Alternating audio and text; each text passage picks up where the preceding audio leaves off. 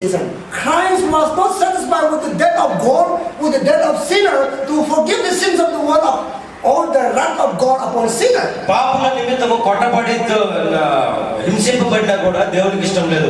ఆయన కలువరి శిలువ పైన మరణించిన తర్వాత ఆయన ఇష్టపడ్డాడు. Yeah, but when Christ died on the cross of Calvary and shed his sinless blood as the Son of God, the wrath of God upon humanity was quite satisfied. Propitiation. అయితే ఆయన కలువరి శిలువ పైన కాల్చినటువంటి రక్తము ద్వారా ఆయన వదిలినటువంటి ప్రాణము ద్వారా ఆ మానవులకు రక్షణ వచ్చిన విధానము దేవుడు తృప్తిపరచబడ్డాడు.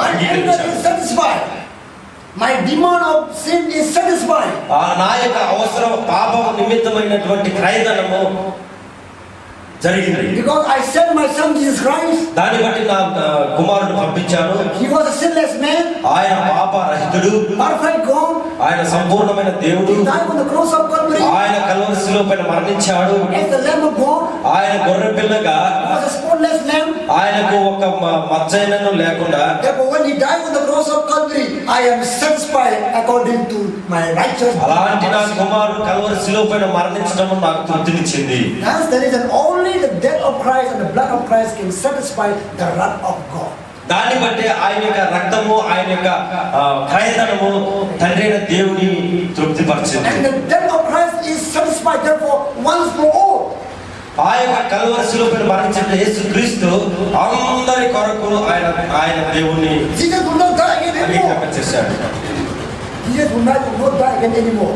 మరలా యేసుక్రీస్తు ప్రభువు మరొకసారి మరణించరు. Because it is quite satisfied therefore God don't require any more death of Christ. ఎందుకంటే ఆయన సంపూర్ణంగా తండ్రి అయిన దేవుడు అంగీకరించాడు క్రీస్తు యొక్క మరణం కాబట్టి. The death of Christ is perfect, quite sufficient to forgive the sins of every man. కాబట్టి ఆ యొక్క కలువరి శిలువ క్రీస్తు యొక్క మరణము ప్రతి ఒక్కరి పాపాలను క్షమించడానికి చాలినటువంటిది. Sin of all men at all time. మనుషులందరి యొక్క పాపము నిమిత్తం అన్ని వేళలా ఇది చాలినటువంటిది. Therefore there is no greater sin that God cannot forgive through the blood of Jesus Christ. అక్కడ ఏ యొక్క పెద్ద పాపము లేదు దేవుడు క్షమించలేనిది అనే దానికి ఆస్కారం లేదు. Therefore whoever this may be, ఎవరైనా కానీ, no matter how big your sin is, మీది ఎంత పెద్ద పాపం అనేటువంటి సమస్య లేదు. no matter how great your sin is, ఎంత పెద్ద పాపం అనేటువంటి మాట లేదు. no matter how much you have committed sin against God, నువ్వు ఎంత విరోధంగా దేవుడి దగ్గర ఉన్నావు అనేటువంటి విషయం కాదు. the blood of Jesus Christ, దేవుని యొక్క రక్తము is quite enough to forgive ఆ యొక్క రక్తము our sin.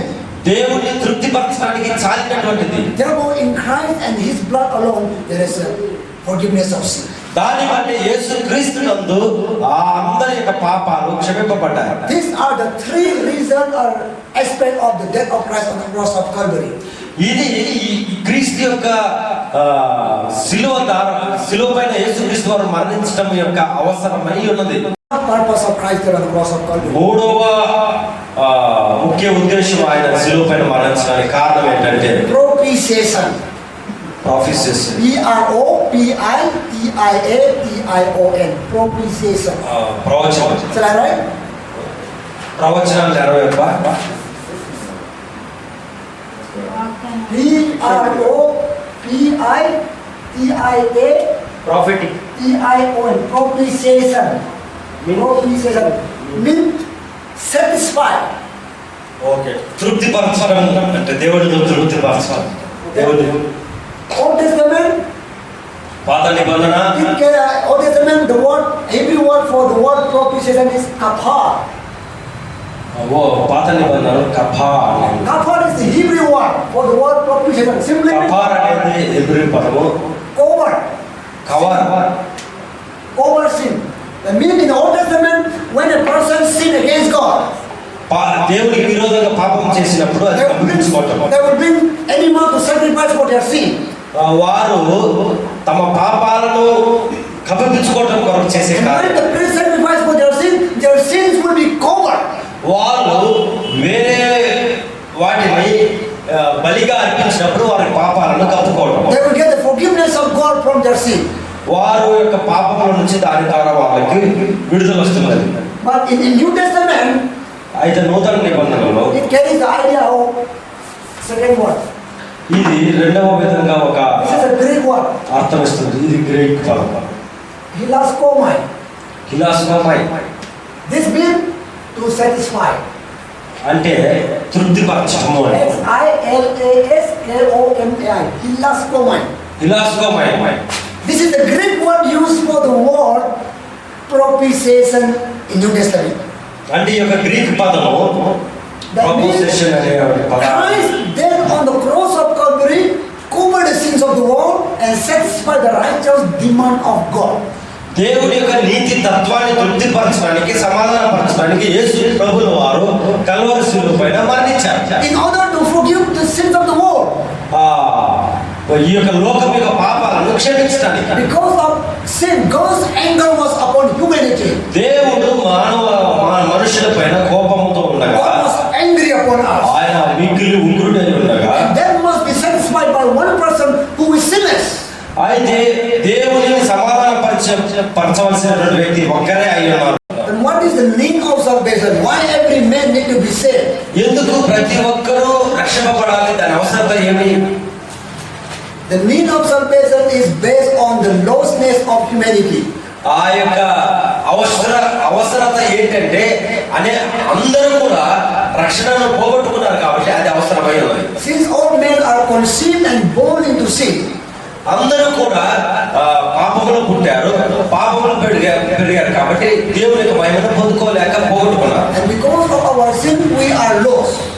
మన యొక్క పాపాల నిమిత్తం మనం పోగొట్టుకున్నాం. We are hopeless. మనము నిరీక్షణ లేనటువంటి వారమై ఉన్నాం. The only way to get to heaven is salvation. అయితే మనం వాటన్నిటినీ రక్షణ ద్వారా మాత్రమే పొందుకోగలం. Because men are unable to save themselves.